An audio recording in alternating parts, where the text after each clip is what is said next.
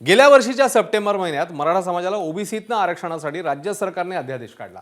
त्यानंतर प्रत्येकाने आंदोलन संपल्याचं म्हणत दीर्घ श्वास घेतला, पण आरक्षणाचा लढा संपलेला नाही असं म्हणत मराठा आंदोलक मनोज जरांगे हे पुन्हा एकदा आक्रमक झाले आहेत। त्यांनी 30 मे पासून रखरखत्या उन्हामध्ये बेमुदत आमरण उपोषणाची घोषणा केली आहे। तर मराठा समाजाच्या मागण्या मान्य झाल्या नाही तर मी आमदारकीचा राजीनामा देईन असं प्रसाद लाड यांनी जरांगे यांच्या भेटीमध्ये काही दिवसांपूर्वीच सांगितलं होतं आणि हाच धागा पकडत उपोषणाची घोषणा करताना जरांगे पाटील यांनी आमदार प्रसाद लाड यांना टोला लगावलाय।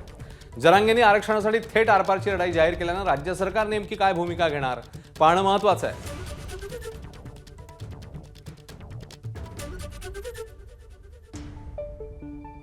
मला अंतिम टोकाचं आणि कठोर आमरण उपोषण करायचं आहे। रखरखत्या उन्हात मी हे उपोषण बास टाकून करणार आहे।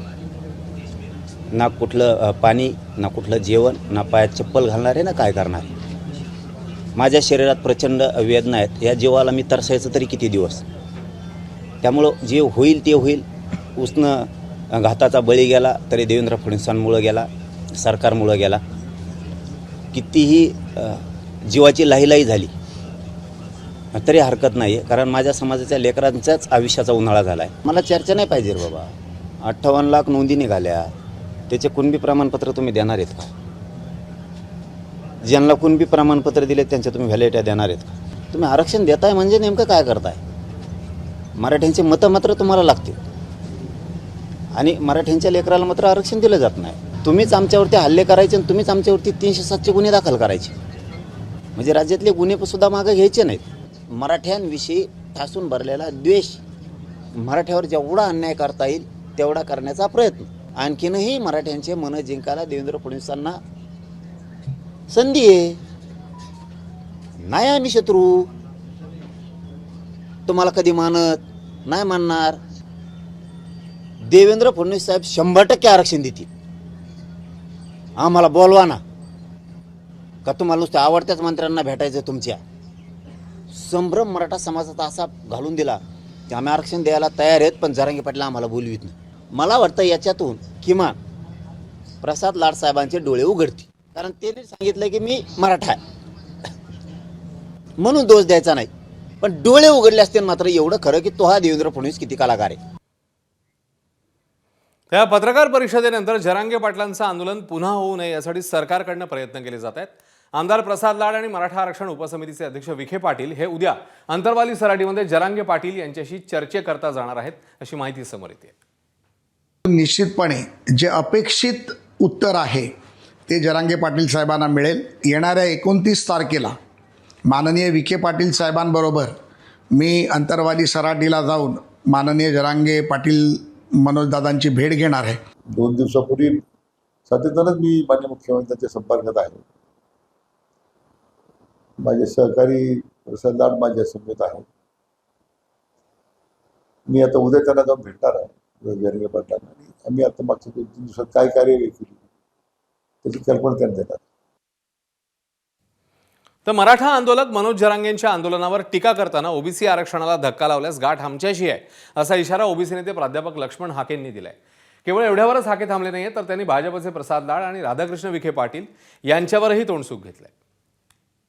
मनोज जरांगेंनी सुद्धा या आरक्षणाच्या बाबतीत येड्याचं सॉंग घेतलंय आणि परत त्या येड्याच्या सॉंगाला महाराष्ट्र गव्हर्नमेंट काय करतंय, त्यांचा टाइमपास करतोय। ह्याच्या पलीकडे ह्या आंदोलनामधून काही मिळणार नाही। मुळात जरांगे पाटलांनी असं उपोषण करू नये, त्यांनी त्यांच्या तब्येतीची काळजी घ्यावी। बावळट बोलतोय या शब्दात। प्रसाद लाडचा आणि आरक्षणाचा काय संबंध? त्याचा काय अभ्यासाचा आणि त्याचा त्या कॉर्पोरेट वर्ल्डमध्ये हॉटेलवाल्या प्रसाद लाडाचा आणि ह्या सगळ्या नॉलेजचा काय संबंध? अरे जिथं सचिव गेले, जिथं निवृत्त न्यायाधीश शिंदेसारखी माणसं गेली, जिथं अटॉर्नी जनरल गेले, जिथं अनेक मंत्री गेले, जिथं शरद पवार गेले, महाराष्ट्राचे मुख्यमंत्री, आता मुख्यमंत्री या पदाला महत्व आहे, मुख्यमंत्री जरांगेंना भेटले, तिथं काय सोल्युशन निघालं नाही। लाड गेल्यावर काय सोल्युशन निघणार आहे?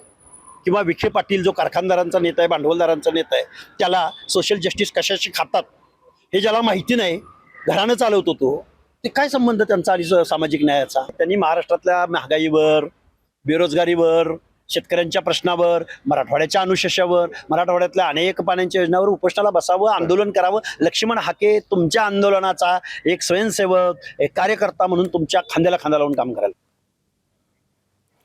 ओबीसी नेते हाके भाजप नेत्यांवर एकीकडे टीका करत असताना शिवसेना नेते आणि कॅबिनेट मंत्र्यांनी मात्र सरकार जरांगेंच्या मागणीचा विचार करत आहे, आंदोलनाची वेळ जरांगेंवर येणार नाही अशी प्रतिक्रिया दिली आहे. पाहूया.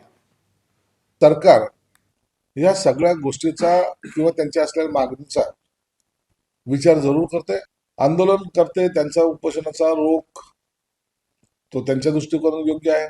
सरकारची काय भूमिका आहे हे सरकार मांडेल. मनोज दादांना आंदोलनाची वेळ येणार नाही अशा पद्धतीनं शासन काम करेल अशा पद्धतीची भूमिका देखील प्रसाद लाड यांनी मांडलेली आहे. त्यांच्यावर आम्ही चर्चा करू आणि भविष्यातली आमची भूमिका मराठा समाजाबद्दलची जी सकारात्मक आहे ती तशीच ठेवून पुढे जाऊ. तर भाजप आमदार आणि मुंबई भाजप अध्यक्ष अमित साटम यांनी मराठा आंदोलक मनोज जरांगे पाटलांच्या आंदोलनावर गंभीर टीका केली आहे. तसंच हे आंदोलन मुख्यमंत्री फडणवीसांना टार्गेट करण्यासाठी सुरू आहे असा देखील आरोप त्यांनी केला आहे. हे आंदोलन मराठा समाजासाठी नसून हे आंदोलन महाराष्ट्राचे सन्माननीय लोकप्रिय मुख्यमंत्री देवेंद्र फडणवीसजी यांना टार्गेट करण्यासाठी आंदोलन आहे. एक कुठलीही व्यक्ती अशा प्रकारे मराठा समाजाचा नेता होऊ शकत नाही. मराठा समाजाचे अनेक नेते आहेत. मराठा समाजाला या महाराष्ट्रामध्ये खऱ्या अर्थानं न्याय कोणी मिळवून दिला असेल तर तो सन्माननीय मुख्यमंत्री देवेंद्र फडणवीसजी यांनीच हा त्या ठिकाणी मिळवून दिलेला आहे. सूर्यावरती थुंकल्यामुळे सूर्याला काही फरक पडत नसतो, ती थुंकी आपल्यावरती परत येत असते. एकीकडे सत्ताधारी जरांगेंचं आंदोलन होऊ नये यासाठी प्रयत्नशील असतानाच विरोधी पक्षातल्या नेत्यांनी सरकार फक्त वेळकाढूपणा करत आहे, जरांगेंच्या आंदोलनात आम्ही त्यांच्या सोबत आहोत असं म्हटलेलं आहे. असं जरांगे पाटील आंदोलन करतायत वारंवार सरकार तरी कुठं पाहत आहे ते काय झालंय आतापर्यंतच्या आंदोलनातून यांनी वाटाण्याच्या अक्षताच लावल्या ना. हो म्हणायचं द्यायचं नाही, जे आर काढायचे अंमलबजावणी करायची नाही.